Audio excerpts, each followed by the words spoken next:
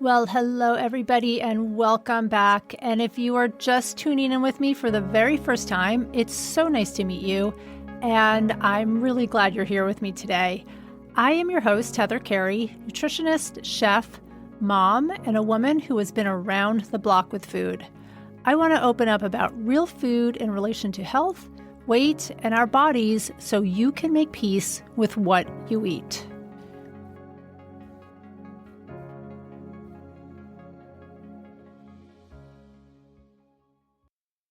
Hi, everybody, and welcome back to the Real Food Stories podcast. I am here today with Lisa Duffy, the founder, formulator, and researcher behind Magnolia Skin Essentials. Lisa is a woman in midlife who has spent years perfecting a luxurious line of skincare products infused with a secret ingredient, magnolia bark extract, which is a powerful, time-honored ingredient with super antioxidant, anti-inflammatory, and antibacterial properties. Lisa received her certification in organic skincare from the Center of Excellence in 2019 and has continued her education at Formula Botanica and from Perry Romanowski of the Society of Cosmetic Chemists. So, hi, Lisa. Welcome to the show. Let's just jump right into the topic of aging, first of all. For women in midlife and so many women just in the menopause transition, we, when we're faced with so much, with our health, our weight, our energy, to name a few, the fate of our skin is a huge concern for so many women, I think, at this age.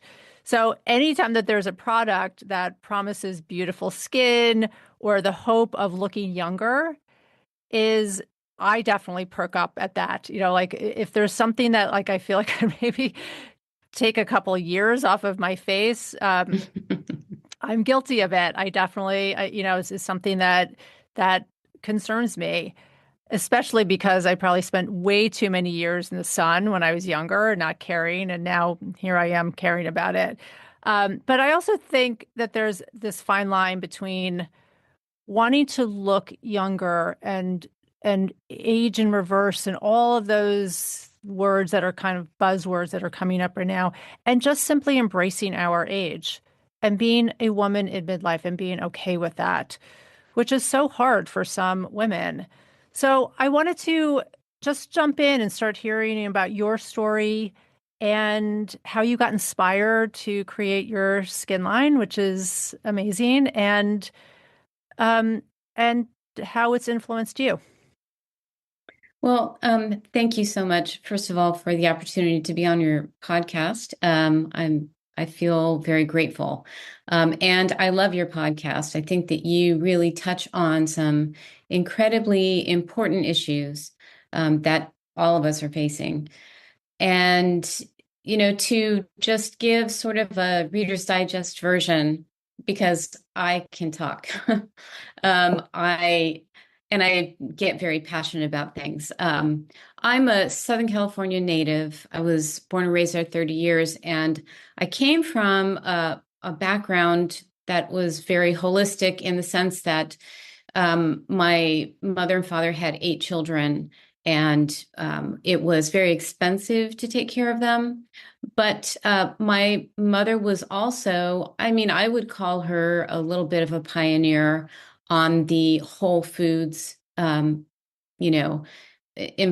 that whole landscape, because she was into whole grains, whole foods, doing her own, like we could have sweets, but she insisted on making them because she wanted them to be nutritious as well as, delightful.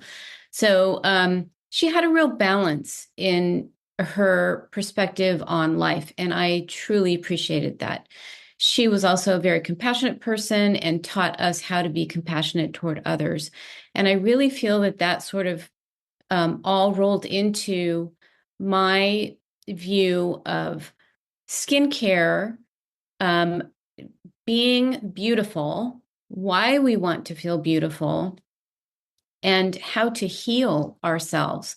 And I don't mean sort of a renegade path to healing. I just mean that I think that, nature provides us with a wonderful bounty of ways to heal the smallest things as well as, big, big problems. There's, certainly documented proof that the foods that we eat play a role in cell repair, cell regeneration, things like that. All those things that are really important to the skin. So I think that, your values and mine connect in that way for sure, because it really is important as we age. We want to feel beautiful. There's That's just sort of innate in our nature. As women, we nurture, we grow, and we gift, right? We create and we gift and we do those things. And so it's beauty. It's a natural truth that comes from being a woman. And so I, for a long time, for about 20 something years, I was a divorce recovery author, speaker, and life coach. And I unfortunately went through my own experience that was not wanted, something I wanted in the early 1990s. And I just really, after my healing and recovery internally, I wanted to share that with others. And then there came a point where I hit the age 45. We had chatted about this earlier, that 45 was that magic number for me. I was actually going through menopause early, like 38, 39. And it was a very long process. And my weight changed, my hair changed, my skin changed. And I just was very unhappy with myself. My husband loved me no matter what, which was wonderful. But I just wanted to do something. So I sort of fell back on all that, foundation that my mother gave me. And I wanted to see what the options were.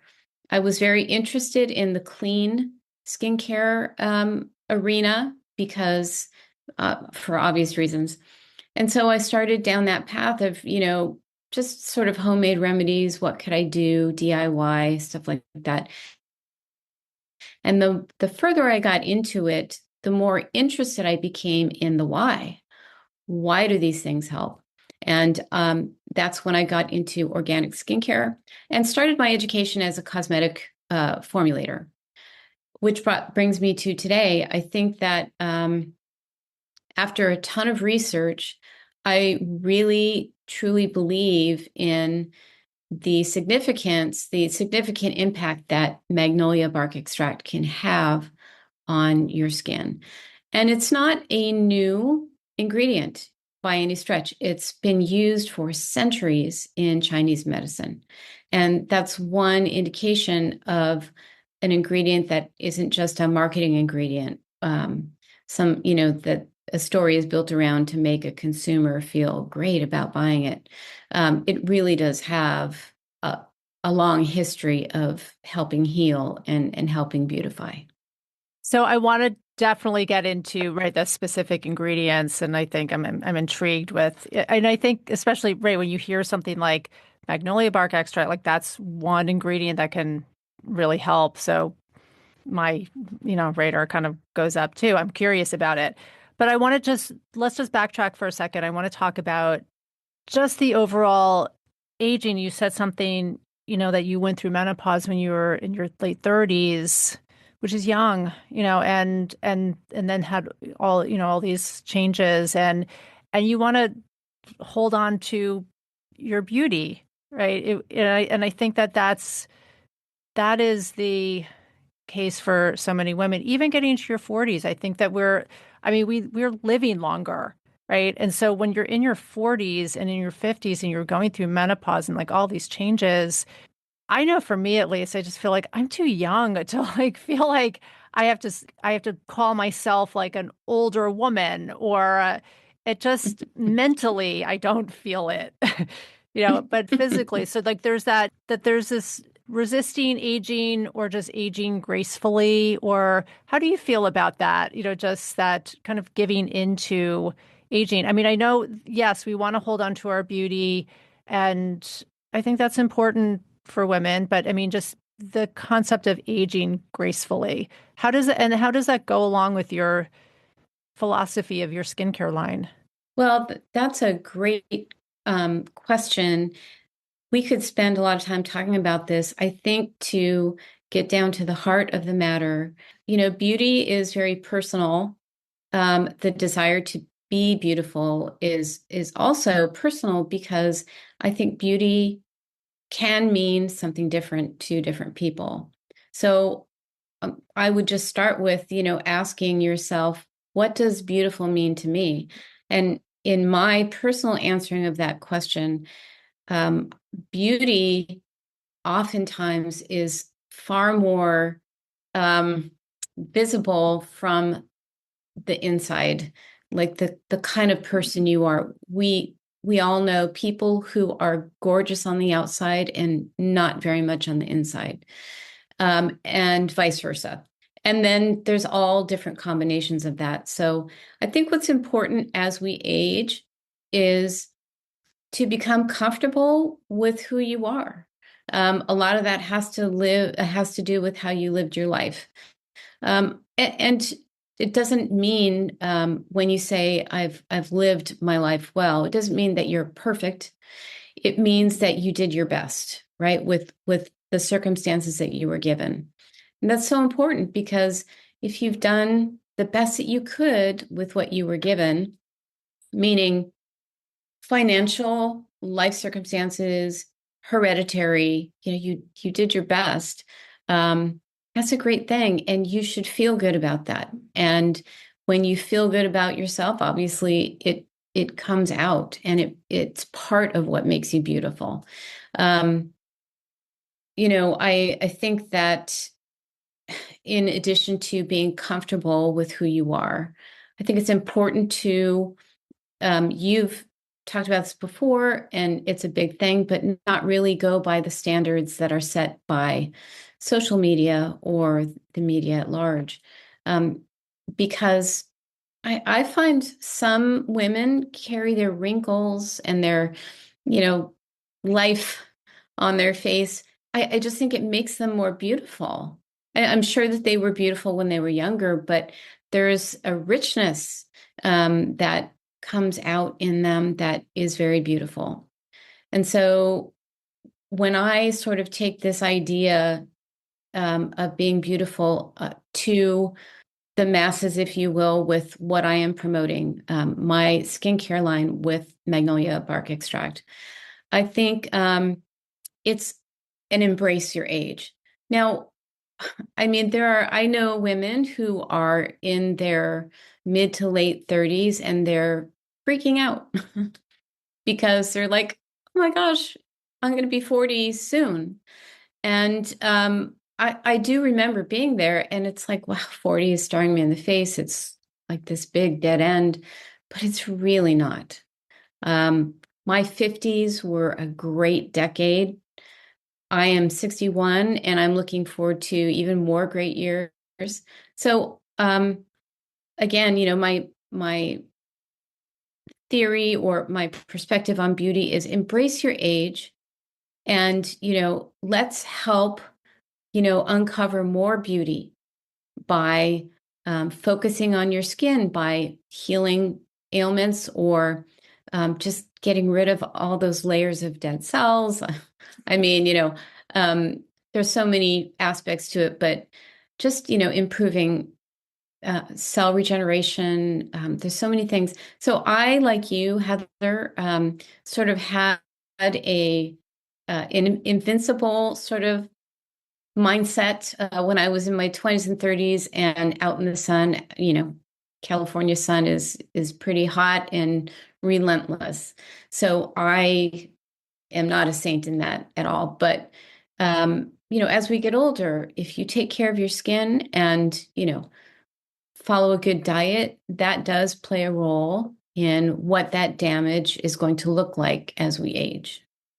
So I hope that helped.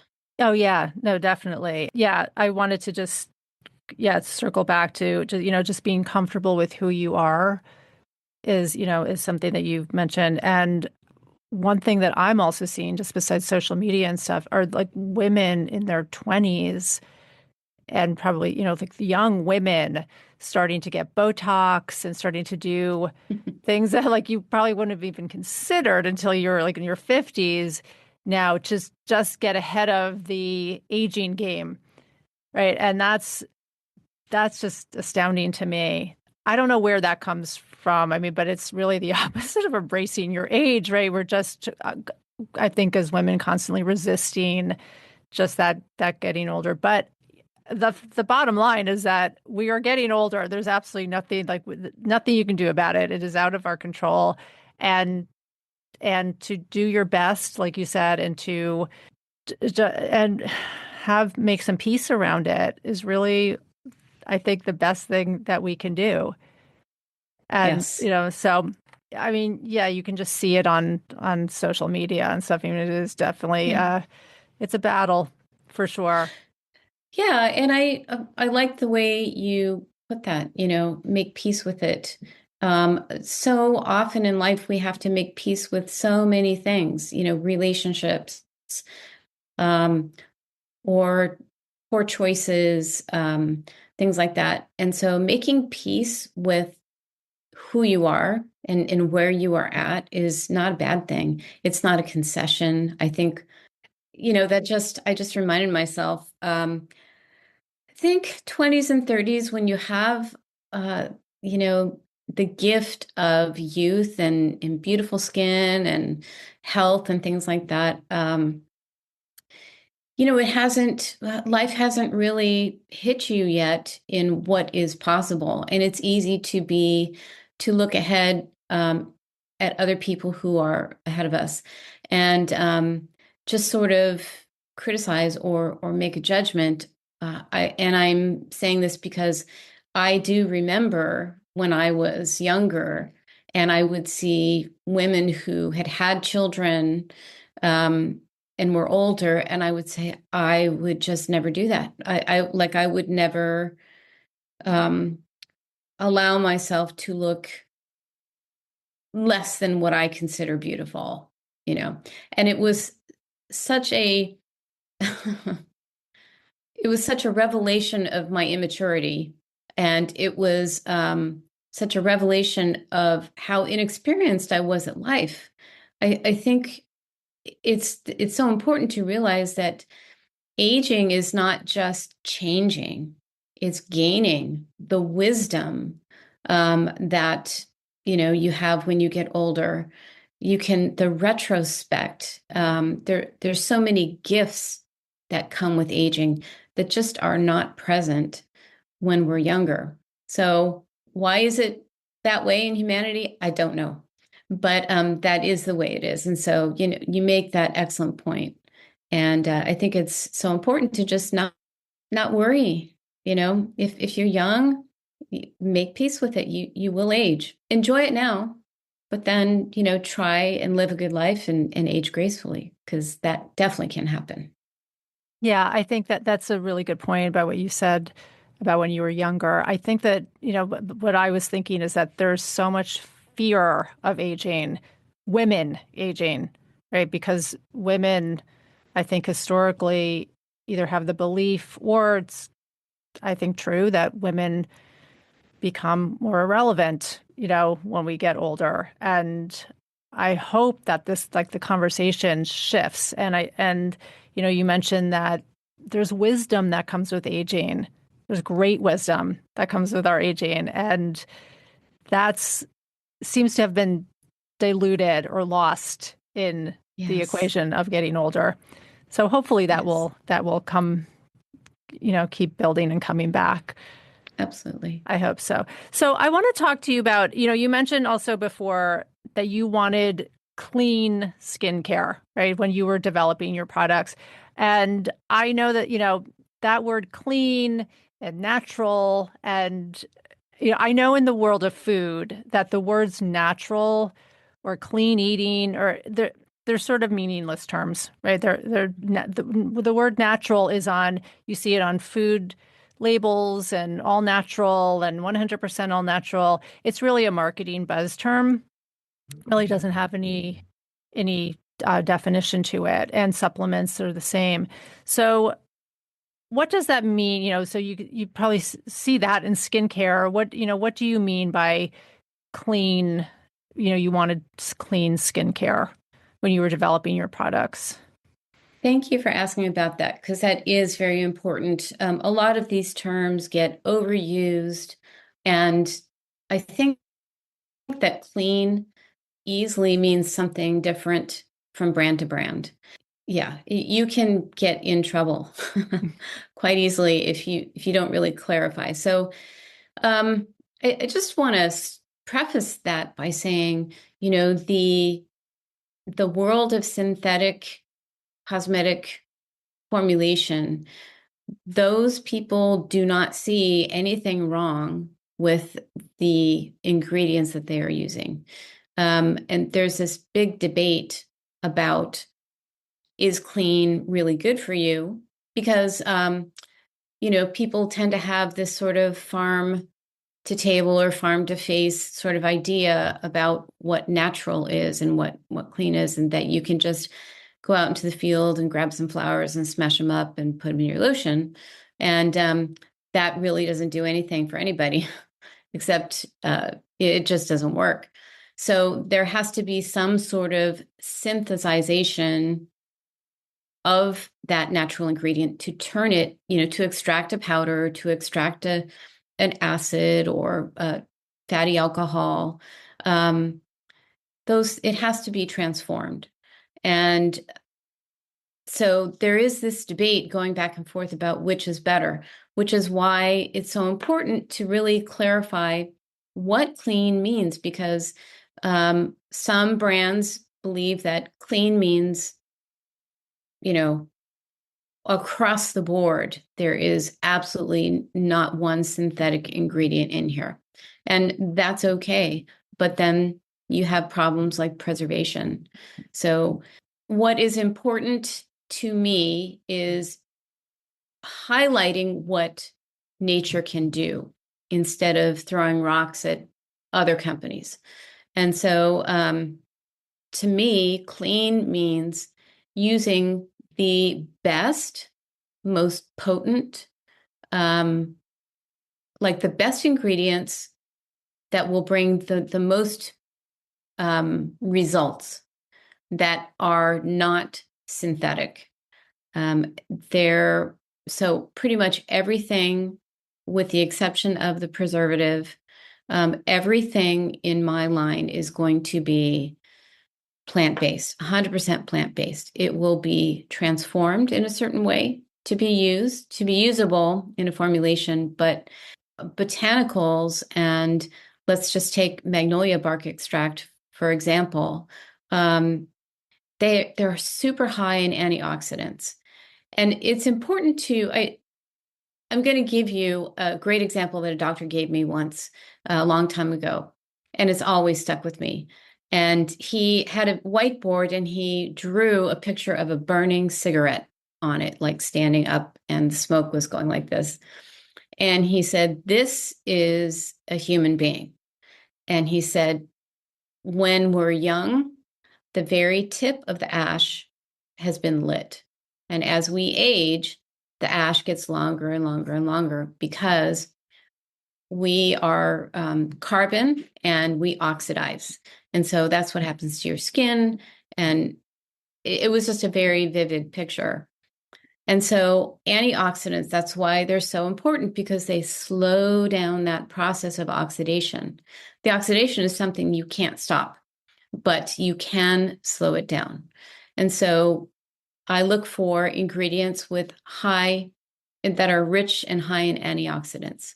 And so, it's just really important to have that as a concentration in your formulas.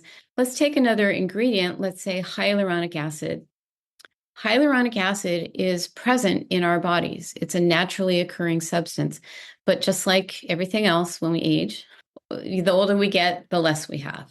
And that's why hyaluronic acid is such a coveted ingredient, because even topically, it can make significant improvements. I mean, you can get HA injections that will have a similar effect to Botox. But it's much more natural because it naturally occurs in your body and Botox doesn't.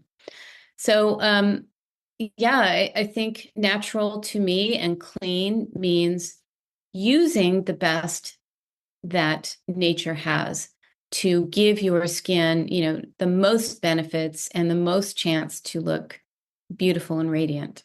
So knowing that you have to take an ingredient and maybe manipulate it a little bit to put it into a skincare product, and so it's usable on your skin. Like you're saying, like, just taking like pulling herbs out of your garden and then like thinking that that's going to make a significant change is not realistic. No, I Yeah. mean, you have all the different types of ingredients. You've got tinctures and you've got essential oils and you've got um, just extracts, and there are different ways to extract the nutrients. Um, a s the petals of, let's say, calendula, which is marigold, the petals themselves, crushing them up and rubbing them on your skin, it's not going to do anything. But if you can extract the nutrients from that and use it as a liquid and put it in your formulation, that's where it helps. Um, a lot of things, they need to be very, very small particles in order to penetrate your skin. And so there's another example of why just going into the garden, grabbing something, crushing it up, or, you know, blending it, putting it on your skin, it's not really going to do much because it can't penetrate the layers. But when you do transform them, then the particles are smaller and they can penetrate. So it sounds holistic and natural and clean, and but it's not reasonable at all. Right. Yeah. Right. I mean, if you're eating it, sure. I Right. mean, it's great. Yes. But the skin is different. The skin has a barrier. There are so many layers before you get down to where the cells are growing and turning over. And it's that way for a reason because it protects us. That's the purpose of our skin, is to protect us. So Right. we have to work with it, you know. Yes. So tell me, okay, I'm just now wildly curious about magnolia bark extract, because I know that this is the at the base of your skincare products. And tell me just a little bit about that and how you found it and why you think it's so great. So in the early days of learning formulation, and I just have to say, I was never really a great student when I was in school, but as I, was in my 50s, just for some reason, the love of learning about this stuff was just like hit me like a ton of bricks. It was so interesting to find out how these things were working and why they were working. And so I was creating products and I was using them, and my friends were using them, and it was great. But someone said to me once, what makes yours different? I mean, anybody can make a lotion, right? And she wasn't wrong at all. Mhm. And so that really started making me think about, well, what does make something different and why should someone pay attention to what I'm producing? Research is part of formulating. And so you're really never done if you want your products to be relevant. And so I just started thinking about different botanicals, and I wanted to sort of branch away from what everybody was talking about. I live in the South, in Charleston, South Carolina, and I just became interested in the magnolia flower.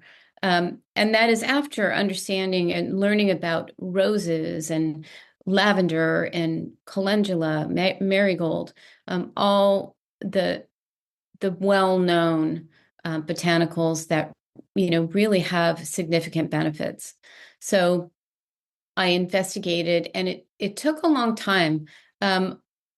because you need anecdotal research, but you also need the scientific based research. And so it just takes a while. So in that research, what I found was that the studies that had been done on magnolia bark extract were that it had two main biocomponents, and they're a mouthful. One is magnolol, the other one is hinokiol. And these two components or agents are the key to the what I like to call super antioxidant portion of magnolia extract, or the presence of that. They just have been used and tested for so very long, centuries. Not tested for centuries, but used for centuries and tested for decades, that prove that it's not just great for slowing down the aging process because of the antioxidant levels or cell regeneration, things like that, but healing. There is they are powerful agents for healing. They have been tested for cancer research. They've been tested for different internal ailments, heart disease, things like that. Way back in the day, it was also used for anxiety, to calm anxiety because of the aromatic, aspect of it. There's so many uses that people use it for, but in skincare, it really is a powerful antioxidant, anti-inflammatory, and antibacterial. You can look at some big brands today and look at their ingredient list, and you'll see Magnolia listed on there under its inky name, under its Latin name. And they're basically using it as a preservative or a preservative booster. And so, it's something that's used, and I don't know why it's not more focused on. I'm kind of glad it's not because it helps me. But it's a powerful ingredient, and I have noticed a lot of really good results on my skin. I've used it for 5 years, and I have a cleanser that uses it, that it's in. Pretty much almost every product that I have has magnolia bark extract in it, and it smooths your skin, it evens out skin tone. I am a very freckly person. Just since I was little, I've always had a ton of freckles, but they're not really very present. And that is something that's taken place over the time of my using my products. And so it soothes your skin. I just can't say enough about it. There's so many good things. Well, I especially love the fact that you said that there's a lot of evidence behind it. I'm a big proponent of evidence-based research rather than just telling me like you think it does this, or it's hearsay or testimonials, or so I like evidence. Now, as a woman, I'm in my 50s, and what does your skincare regime look like? What do you do every day to help your skin, or what do you recommend for women, especially like over 40? Yes, great. Thank you for asking. So I believe that simple is better, less is more. I have come to realize that a great portion of the people who use my products are mature women, and they come to me and they say, look, I just used a Dove bar, wash my face every night or every morning, and that's it. And then maybe when I turned 40, I just picked up, a moisturizer at CVS and started using that. And they feel overwhelmed by choices. And that's, fine. Having choices is not a bad thing, but understanding what your face needs is really where you need to start. And so, I believe that washing your face once a day is a good starting point. And I say once a day because unless you have problem skin Like, unless you still have acne, which many, many adults do, and it's not necessarily hormonal, it's, caused by something else, then if you don't have problems, then just wash your face once a day.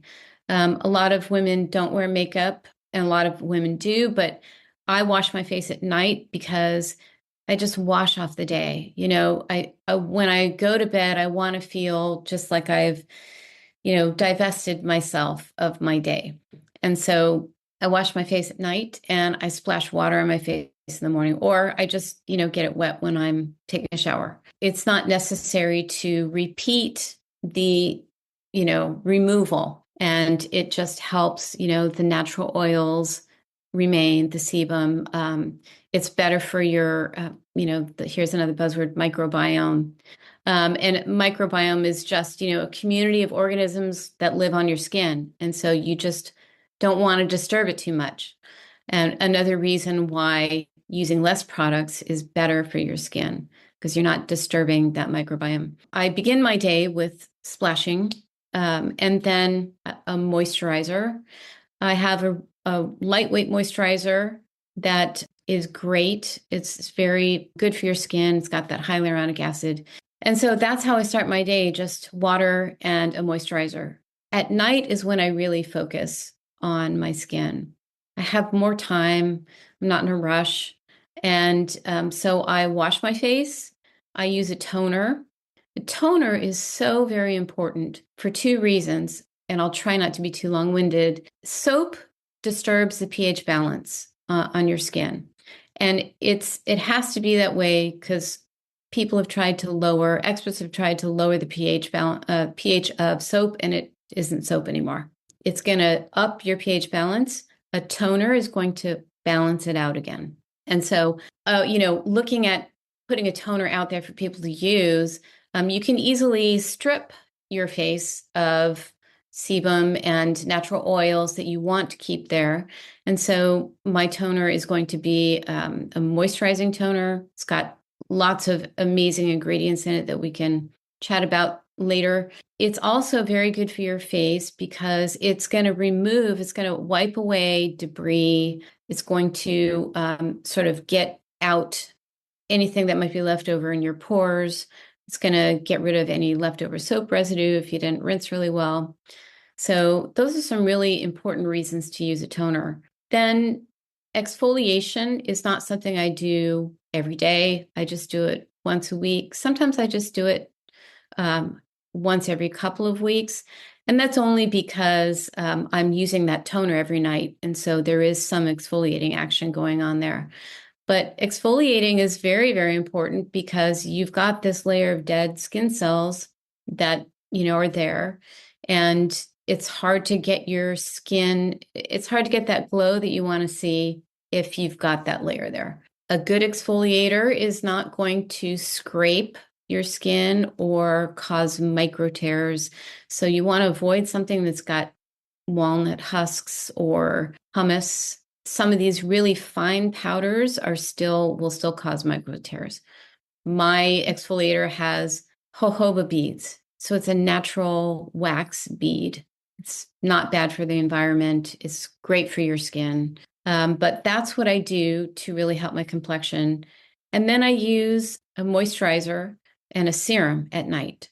And serums, depending on what you're using, serums can be a really wonderful overnight treatment. You think about it, you have clean skin, you're going to go to sleep and just give it time to regenerate. And that's when a really good serum or like a lot of women really enjoy a heavy moisturizer for that reason, because they feel like it's like intensive on their skin. It's not a bad thing. So so that's my routine. And I have something called the Radiance Restoring Bundle. And it's just those 5 ingredients, 4 daily, 1 weekly, which is the exfoliator. It's very simple. It doesn't have to be difficult, and it doesn't have to be time consuming or expensive. You just want to feel good about how you look, right? So simple is better. Yes, definitely. You said something that stuck with me is that a lot of women that you work with maybe have only used like a Dove bar soap and I mean, that's definitely has been me. I never really had a problem with my skin, growing up. And I didn't really contend with acne. I was more concerned, I think, as a nutritionist about what I was putting inside my body to affect my skin rather than what I was putting on top of my skin. But as I'm gotten older, it's really confusing. I think it just wasn't really a lot of my focus until now. And now I'm, Hmm. just utterly confused because there's so many products and serums and I know, and I am a big fan of simple is better. So, uh, Yeah, for and sure. and I'm looking at your skin. We're on Zoom right now, and I know you've got beautiful skin, and so I Oh, know that thank your you. products, are working. And I like your routine that it's just a couple steps, nighttime, simple. So I understand that suddenly being overwhelmed by choices and Yeah. not really knowing. I mean, I have certainly have spent a lot of money on products that I get them and I'm like, why am I using this? I have no idea why I'm using certain things, but I like that you simplify it. We need it in simple language. It's really important. And, I think that when you start aging, not only do you need simpler, but some things just don't work anymore. I know that as you age, your skin thins and it can easily become cracked without you knowing it. And so a lot of times, I've heard a lot of women say that, I used to use this all the time and now it makes my face sting. And that's not a great experience, but it's not necessarily the product, it's your skin.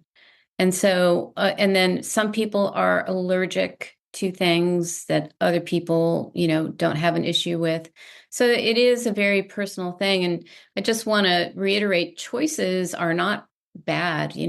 I'm just really grateful that we have choices as far as skincare goes because of that fact, because what may be right for someone else isn't right for me. Definitely what's right for a 20-year-old is not right for me. So you have to find what works for you and you have to start somewhere. So, find a good cleanser.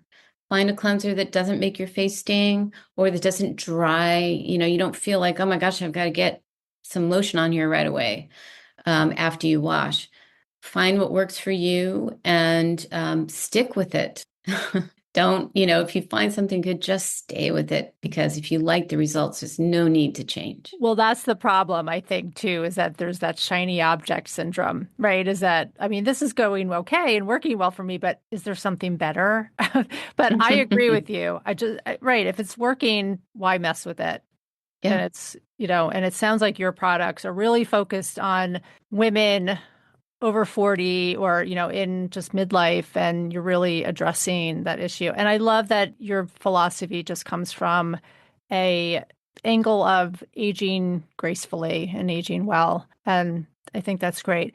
Lisa, where can people find you and your skincare products? Because I'm sure you are going to find people very interested in wanting to learn more. Awesome. Well, thank you for asking. My website is magnoliaskinesentials.com. I also, if you don't mind, I'll give you a link, but I also have a free Yeah. skincare guide that will help women with mature skin see, the best ingredients for their skin. But yeah, magnoliaskinesentials.com. And if they register, they can get an instant $10 credit on whatever they purchase. Okay, that's fantastic. Well, I will put that link in my show notes so everyone can get that. And thank you so much for coming on today and talking about our skin and all the aspects that go into it. Just taking care of our skin and our wanting to just keep our skin healthy and beautiful and aging, and what that means. Well, thank you so much for having me. I definitely look up to you for food advice. That's so wonderful what you do. And thanks for giving me Oh, the thank you. opportunity to share. Have a great day. Thank you, you too. And as always, if you loved this podcast, please consider gifting me with a 5-star review. It is so helpful for me to get the word out on real eating, our real bodies, and real food stories. Thank you so much and have a great week. Bye for now.